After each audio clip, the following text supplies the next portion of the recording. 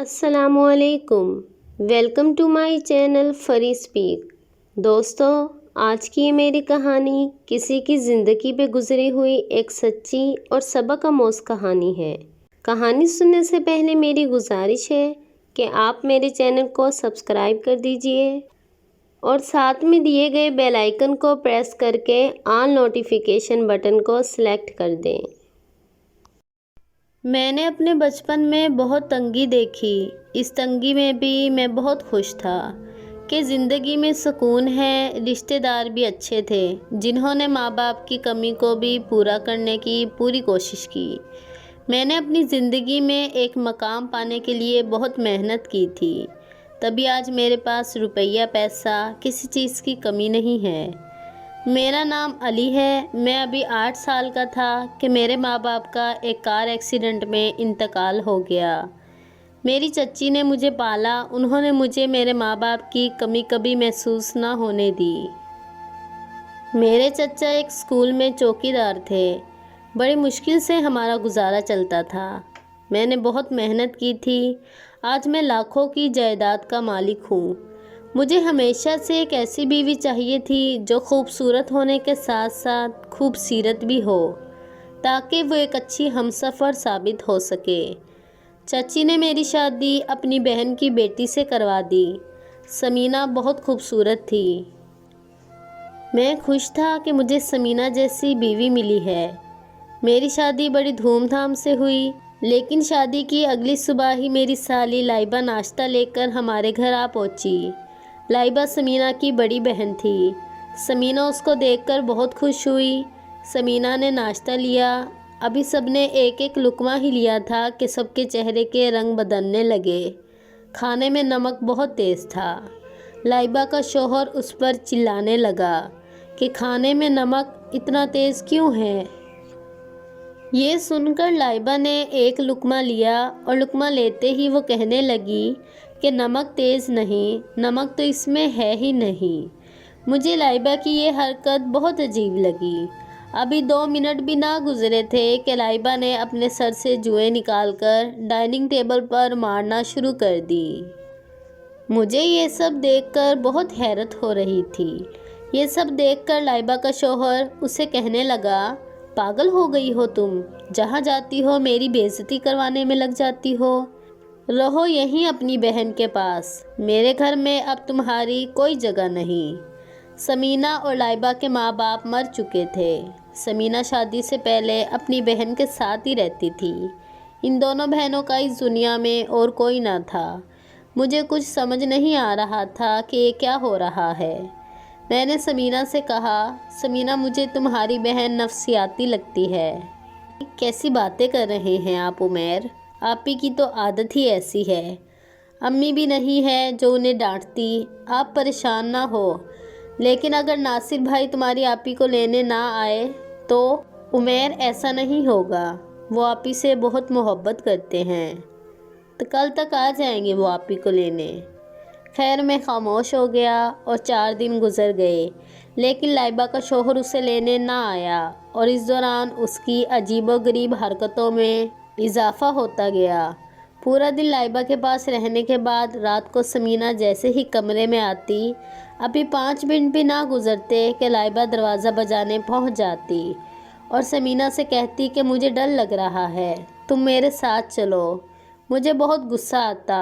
ہماری شادی کو ابھی دن ہی کتنے ہوئے تھے؟ ابھی 4 دن بھی نہ گزرے تھے اور مجھے اپنی بیوی کے ساتھ 2 منٹ بات کرنے کا موقع بھی نہ ملتا تھا۔ آخر تنگ آ کر میں نے سمینہ سے کہا وہ خود فون کر کے لائبہ کے شوہر کو بلا لے۔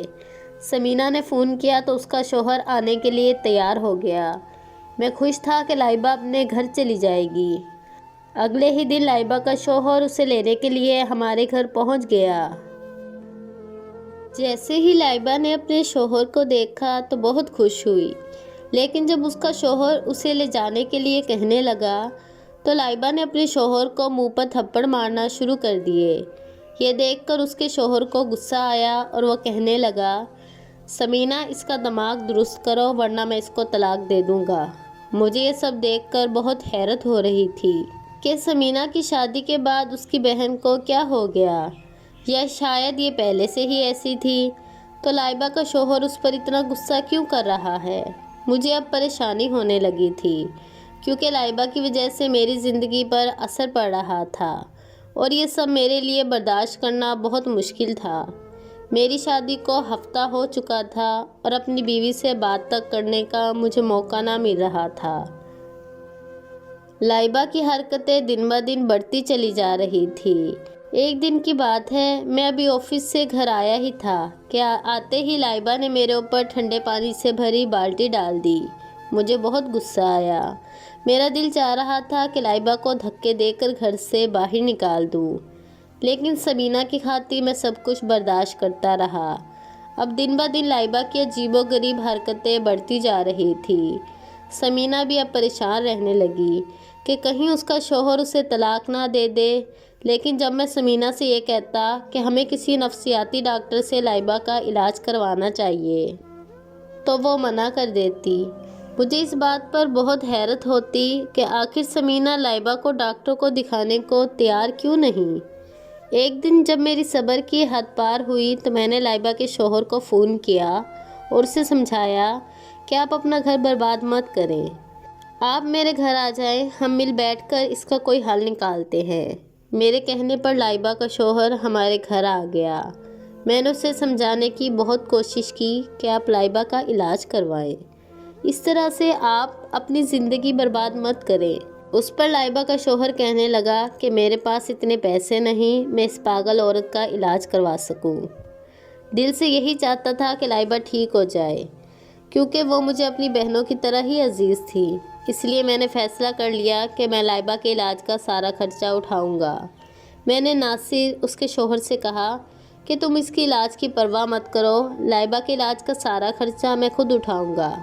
یہ کہہ کر میں نے اسے 10 لاکھ کا چیک دے دیا اور ساتھ یہ بھی کہا کہ اگر اور پیسوں کی ضرورت ہو تو مجھے بتا دیجیے گا۔ سمینہ کی خوشی مجھے سب سے زیادہ عزیز تھی۔ مجھ سے سمینہ کا اترا ہوا چہرہ نہیں دیکھا جاتا تھا۔ تبھی میں نے بغیر سوچے سمجھے لائبہ کے علاج کا ذمہ لے لیا۔ اس دن لائبہ اپنے شوہر ناصر کے ساتھ گھر چلی گئی اور وقت گزرتا گیا۔ میں سمینہ سے لائبہ کے علاج کے متعلق پوچھتا رہتا اور اسی دوران میں لائبہ کے شوہر کو 30 لاکھ دے چکا تھا۔ سمینہ ہر وقت مجھے کہتی کہ آپ بہت اچھے انسان ہیں، میں بہت خوش قسمت ہوں کہ مجھے آپ جیسا شوہر ملا ہے۔ اس کی یہ باتیں میرے دل کو سکون دیتی۔ مجھے ہمیشہ سے ایک ایسی ہی ہمسفر چاہیے تھی جو زندگی کے ہر موڑ پر میرا ساتھ دے۔ لیکن ایک دن میں آفس سے گھر جلدی لوٹا تو سمینہ کسی سے فون پر باتیں کر رہی تھی۔ مجھے دیکھ کر وہ حیران ہو گئی اور ہڑبڑاہٹ میں اس نے فون بند کر دیا۔ مجھے اس کی یہ حرکت بہت عجیب لگی۔ میرے پوچھنے پر کہنے لگی میں ناصر بھائی سے باجی کی طبیعت کا پوچھ رہی تھی، لیکن مجھے اس کا انداز کچھ مشکوک لگ رہا تھا۔ اس کے بات کرنے کا انداز بتا رہا تھا کہ وہ اپنے کسی چاہنے والے سے بات کر رہی ہو۔ خیر میں نے اسے اپنا وہم سمجھ کر نظر انداز کر دیا اور وقت گزرتا گیا۔ لیکن وقت کے ساتھ ساتھ سمینہ کی حرکتیں بھی عجیب ہوتی گئی۔ وہ مجھے بتائے بغیر گھر سے نکل جاتی اور رات گھر دیر سے لوٹتی۔ میرے پوچھنے پر کہتی کہ باجی کے گھر گئی تھی، ادھر لائبہ کا علاج چل رہا تھا اور اس کے علاج کے لیے اب تک میں 50 لاکھ کی رقم ادا کر چکا تھا۔ ایک دن میں آفس سے گھر واپس جا رہا تھا تو میں نے دیکھا سمینہ کسی غیر مرد کے ساتھ باہوں میں باہیں ڈالے گھوم رہی تھی۔ یہ دیکھ کر مجھ پر قیامت ٹوٹ پڑی۔ میں سوچ بھی نہیں سکتا تھا کہ میری بیوی مجھے دھوکہ دے گی۔ میں نے ان کا پیچھا کیا۔ انہوں نے پہلے ایک ہوٹل میں جا کر کھانا کھایا، اس کے بعد وہ موٹر سائیکل پر بیٹھ کر نکل پڑے۔ آخر وہ موٹر سائیکل میرے گھر کے پاس جا کر رکی اور میری بیوی اس آدمی کو خداحافظ کہتی گھر کی جانب چل دی۔ میں بھی گھر میں داخل ہو گیا، لیکن میں نے اپنی بیوی سے کچھ نہ کہا۔ میں اسے رنگے ہاتھوں پکڑنا چاہتا تھا۔ میں نے اپنی بیوی پر نظر رکھنا شروع کر دی۔ وہ جہاں جاتی میں اس کا پیچھا کرتا۔ وہ روز اس آدمی سے ملتی تھی۔ میں اندر سے بالکل ٹوٹ چکا تھا۔ مجھے اپنی بیوی سے نفرت ہونے لگی تھی۔ اور ادھر لائبہ کی حرکتوں میں کوئی بھی کمی نہ آ رہی تھی۔ میں سمینہ کو جب لائبہ کے گھر لے کے گیا تو مجھے دیکھتے ہی اس نے ویسی عجیب و غریب حرکتیں شروع کر دی۔ لائبہ کی حالت میں بالکل بھی سدھار نہیں آیا تھا۔ آخر لائبہ کے علاج شروع ہوئے 6 ماہ گزر چکے تھے، لیکن وہ اب بھی ویسی کی ویسی تھی۔ ایک دن مجھے حیرت تب ہوئی جب میں نے لائبہ کو ایک نارمل انسان کی طرح بات کرتے دیکھا۔ تبھی سمینہ کی آواز میرے کانوں میں گونجی۔ سمینہ لائبہ سے کہہ رہی تھی، واہ باجی، کیا ناٹک کیا ہے تم نے، عمیر کو تو بالکل بے وقوف ہی بنا دیا۔ اس بات پر لائبہ کہکے لگا کر ہنسنے لگی۔ بس باجی، ابھی تم دیکھتی جاؤ، جس طرح ہم دونوں بہنوں نے اسے بے وقوف بنا کر 50 لاکھ لیے ہیں، اسی طرح میں اس کی ساری جائیداد اپنے نام کروا لوں گی۔ ایک دفعہ میرے نام ساری جائیداد ہونے دو، اس کے بعد میں اس سے طلاق لے کر اپنے ندیم سے شادی کر لوں گی۔ باجی تمہیں پتہ ہے نا اس کے بغیر رہنا میرے لیے کتنا مشکل ہے۔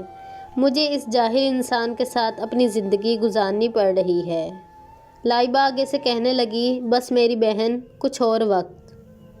اس کے بعد تم اپنے محبوب کے ساتھ شادی کر کے ہنسی خوشی زندگی گزارنا۔ یہ سب سنتے ہی میری جان نکل گئی۔ کیا سمینہ نے صرف پیسوں کے لیے مجھ سے نکاح کیا تھا؟ میں نے دروازے کو زور سے دھکا دیا تو لائبہ اور سمینہ مجھے دیکھ کر حیران رہ گئی اور لائبہ وہی پاگلوں جیسی حرکتیں کرنے لگی۔ میں نے لائبہ سے کہا، بس بند کر دو تم اپنا ناٹک، میں نے تم لوگوں کی ساری باتیں سن لی ہے۔ میری باتیں سنتے ہی سمینہ میرے سامنے گڑ گڑانے لگی۔ میں نے سمینہ سے کہا، ارے ایک بار مجھے کہہ کر تو دیکھتی، میں اپنی ساری جائیداد تمہیں دے دیتا، مجھے دھوکہ تو نہ دیتی۔ میں نے سمینہ کو طلاق دے دی، ساتھ ہی 50 لاکھ کا چیک اس کے منہ پر مارا۔ میں بالکل ٹوٹ چکا تھا۔ میں نے سمینہ سے بہت محبت کی تھی، لیکن اس نے میرے ساتھ اتنا بڑا دھوکہ کیا تھا، میں سوچ بھی نہیں سکتا تھا۔ آج اس واقعے کو 5 سال گزر چکے ہیں اور میں نے دوسری شادی کر لی۔ میری دوسری بیوی میرا بہت خیال رکھتی ہے اور سنا ہے سمینہ کا محبوب اسے چھوڑ کر جا چکا ہے اور لائبہ کے شوہر نے اسے طلاق دے دی ہے۔ بے شک سچ ہے، انسان کو اس کے کیے کی سزا بھگتنی ہی پڑتی ہے۔ اس واقعے کے بعد مجھے عورت ذات سے ہی نفرت ہو گئی تھی۔ میں اور میری بیوی ایک دن کھانا کھانے کے لیے ہوٹل میں گئے جہاں مجھے سمینہ ملی، اور وہ کسی نئے مرد کے ساتھ ہی جو اس کا شوہر تو نہیں تھا۔ اس کو دیکھ کر مجھے بہت دکھ ہوا کہ وہ بجائے سبق سیکھنے کے نئے راستے پر چل پڑی ہے۔ میری بیوی بہت نیک عورت ہے اور وہ مجھ سے بہت مخلص ہے۔ شاید میری بیوی میرے صبر کا پھل ہے۔ اللہ سب کو گمراہی کے راستے سے بچائے۔ دوستو، امید ہے آپ کو آج کی کہانی پسند آئی ہوگی۔ آپ بھی اپنی قیمتی رائے کا اظہار کمنٹ سیکشن میں ضرور دیجیے گا۔